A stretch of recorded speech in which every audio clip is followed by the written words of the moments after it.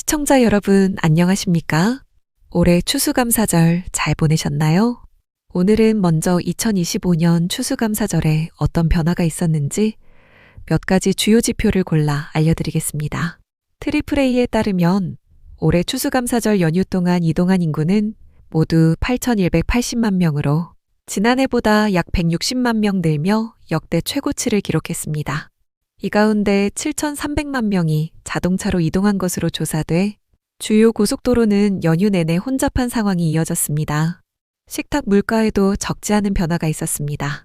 10인 가족 기준 추수감사절 저녁 평균 비용은 $55 18센트로 집계돼 지난해보다 약 5% 낮아진 것으로 나타났습니다. 특히 16파운드 칠면조 가격이 $21 50센트, 파운드당 $1 34센트 수준으로 떨어지며 전체 비용을 끌어내리는데 가장 큰 영향을 줬습니다. 올해 칠면조 소비량도 짚어보겠습니다. 추수감사절 하루 동안 소비된 칠면조는 예년과 비슷하게 약 4,600만 마리로 추산됐습니다. 디저트로는 펌킨파이가 여전히 가장 많이 선택됐고 미국인 45%는 호박파이를 고른 것으로 조사됐습니다. 추수감사절 연휴가 끝나고 오늘부터 이어지는 블랙 프라이데이에 대한 주요 기대와 전망 또한 간단히 알려드리겠습니다. 올해 블랙 프라이데이 하루 온라인 판매액은 약 117억 달러로 전망되며 지난해 108억 달러보다 약 8.3% 증가가 예상됩니다. 또 오늘부터 사이버 먼데이까지 이어지는 나흘 동안 전체 연말 쇼핑의 39%가 집중될 것으로 분석돼 올해도 높은 소비가 이어질 것으로 보입니다. 조사에 따르면 올해 블랙 프라이데이 기간 동안 약 1억 5,200만 명의 미국인이 쇼핑에 나설 것으로 보이며 이는 미국 인구의 거의 절반에 가까운 규모입니다. 온라인과 오프라인 쇼핑 비중은 비슷하게 나뉠 것으로 예상되는데 지난해 온라인 비중이 높았던 것과 달리 올해는 오프라인 매장 방문이 조금 더 늘어나는 추세입니다.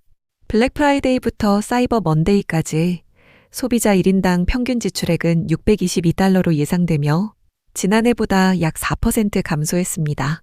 하지만 전체적으로는 1,024억 달러 규모의 지출이 이뤄질 것으로 보입니다. 쇼핑 방식의 변화도 눈에 띕니다. 올해 블랙 프라이데이 구매의 73%가 스마트폰 등 모바일 기기를 통해 이뤄질 것으로 예측됐습니다. 2025년 블랙 프라이데이는 1억 5,200만 명의 쇼핑 인구, 1,000억 달러가 넘는 지출, 그리고 모바일 중심 구매 패턴이 만들어내는 거대한 소비 이벤트가 될 전망입니다. 다음 뉴스입니다. 미국 워싱턴 백악관 인근에서 발생한 총격으로 주 방위군 대원이 숨진 직후 트럼프 대통령이 모든 제3세계 국가에서 들어오는 이민을 사실상 멈추겠다고 밝히는 강경 조치를 내놨습니다. 이번 사건의 용의자가 2021년 바이든 정부 프로그램을 통해 미국에 들어온 아프간 출신이라며 기존에 승인된 사례까지 모두 다시 들여다보겠다고 말했습니다. 이어서 트럼프 대통령은 미국에 체류 중인 비시민권자에게 제공되는 연방 지원을 전부 끊고 국내 안정을 해치는 사람의 시민권도 취소할 수 있다고 언급했습니다. 하지만 구체적으로 어떤 나라를 대상으로 하는지나 영구 중단의 기준이 무엇인지에 대해서는 공식적인 내용은 아직 공개되지 않았습니다. 또 트럼프는 문제를 해결하려면 불법 인구를 줄이는 역 2주가 필요하다고 하며 때문에 대규모 검토와 정리를 이미 지시했다고 전했습니다. 이와 함께 국토안보부는 바이든 정부 시절 승인된 망명권과 19개 국가 출신 영주권을 모두 다시 점검하라는 명령을 받았다고 밝혔습니다. 특히 아프간 출신 신청자는 이번 사건 이후 모든 이민 관련 처리가 당분간 중단된 상태라고 설명했습니다. 유엔 인권기구와 난민기구는 미국이 국제난민협약에 따른 의무를 지켜야 한다며 합법적 절차를 보장하라고 요청했습니다. 트럼프 대통령은 베크스트럼 일병과 울프 하사가 백악관에서 몇 블록 떨어진 곳에서 피격됐다며 이번 조치가 국가 안보 차원에서 불가피하다고 강조했습니다.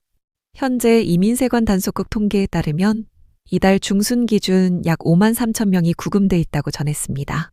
트럼프 정부는 최근 주요 도시로 이민 단속 인력을 더 보내며 강경 기조를 유지하고 있고 이번 사건을 계기로 영주권과 망명 심사까지 범위를 넓힌 상태입니다.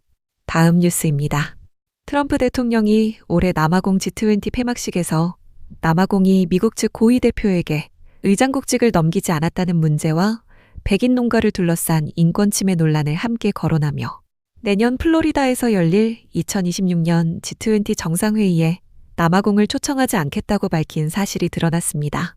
트럼프 대통령은 자신의 SNS에서 남아공 정부가 백인이 공격을 당하는 상황과 농지 강탈 문제를 해결하지 않고 있다며 남아공이 국제무대에서 대우받을 이유가 없다고 적었습니다.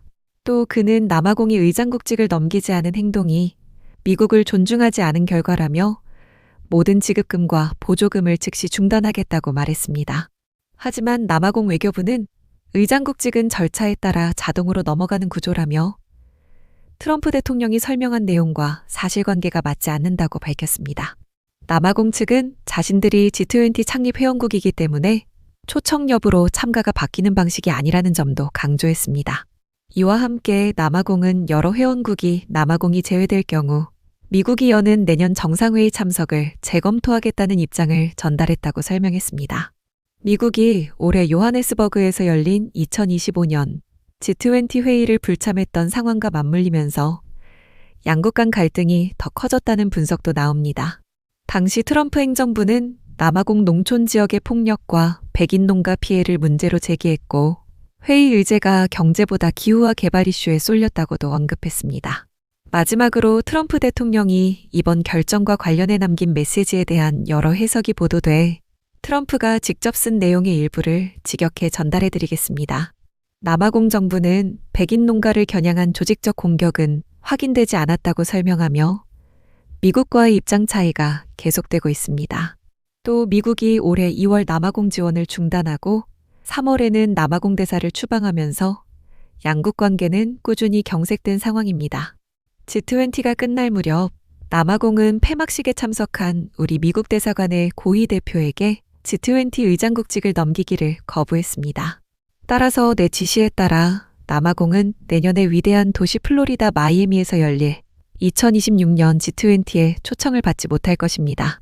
남아공은 세계에 자신들이 어떤 회원 자격도 받을 만한 나라가 아님을 보여줬고 우리는 즉시 모든 지급금과 보조금을 중단할 것입니다. 이 문제에 관심을 가져줘서 고맙습니다. 다음 뉴스입니다. 미국에서 150년 가까이 수프와 간편식 브랜드로 성장해온 캠벨 식품에서 정보보안 부사장으로 일하던 마틴 발리가 지난해 11월 회식 자리에서 회사와 소비자를 모욕하는 발언을 한 녹음이 공개되며 해고됐습니다. 이 녹음은 당시 회의에 함께 있었던 전직 직원 로버트 가르자가 휴대전화로 남긴 것으로 그는 이 내용을 근거로 회사가 자신을 보복성으로 해고했다고 주장하며 소송을 냈습니다. 녹음에서 발리는 우리는 가난한 사람들한테나 파는 물건을 만든다는 식의 비하 발언을 하며 자신은 캠벨 제품을 거의 사지 않는다고 말한 것으로 알려졌습니다. 이어서 3D 프린터로 만든 고기 같은 건 먹고 싶지 않다는 표현을 쓰며 회사 제품 품질을 깎아내리는 내용도 담겼습니다. 또 발리는 인도 출신 직원들을 향해 아무것도 모른다는 식의 인종적 모욕을 반복하며 동료들을 조롱하는 말을 이어갔다고 전해집니다. 그래서 가르자는 이런 발언이 문제라고 판단해 상급자에게 보고했지만 약 20일 뒤 자신이 오히려 해고됐다고 말합니다.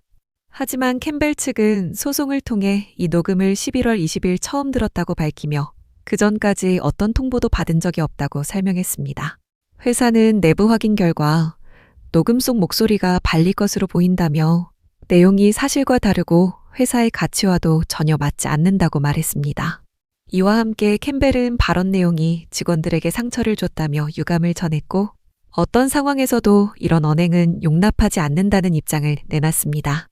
또 회사는 자사 제품이 좋은 재료로 만들어지고 많은 소비자가 신뢰하고 있다며 녹음 속 비하 발언은 근거가 없다고 강조했습니다. 캠벨 측은 소비자와 직원 모두를 존중하며 이번 사안을 엄중하게 처리하겠다고 덧붙였습니다. 발리는 조사 기간 동안 휴직 상태였고 녹음이 공개된 뒤 해고 조치가 공식적으로 확정됐습니다. 마지막 뉴스입니다. 미국 MIT가 오크리지 국립연구소와 함께 개발한 아이스버그 인덱스를 활용해 현재 인공지능이 미국 노동시장 업무의 11.7%를 이미 대체할 수 있다는 연구 결과를 발표했습니다. 이어서 연구진은 이 비율이 임금 규모로 환산하면 약 1조 2천억 달러에 해당한다며 금융과 의료, 전문 서비스 분야가 크게 영향을 받을 수 있다고 설명했습니다. 아이스버그 인덱스는 미국 노동자 1억 5,100만 명을 개별 에이전트로 설정해 직무와 기술, 지역 이동까지 시뮬레이션하는 방식으로 만들어졌습니다. 이 도구는 3,000개 카운티에서 이뤄지는 923개 직업과 32,000개 기술을 비교해 현재 AI가 어느 정도까지 수행 가능한지를 측정합니다. 연구진은 지금 눈에 보이는 기술 IT 부문의 해고나 직무 변화가 전체 임금 노출의 2.2%에 불과하다며 실제 영향은 훨씬 넓은 산업으로 퍼지고 있다고 말했습니다. 그래서 인사나 물류, 재무, 사무행정처럼 자동화 논의에서 종종 비켜있던 분야가 더 큰 영향을 받을 수 있다고 지적합니다. 하지만 연구진은 이 지표가 특정 일자리 상실 시점을 예측하는 것이 아니라 현재 기술 수준에서 어떤 업무가 가능한지를 보여주는 참고 도구라고 강조했습니다.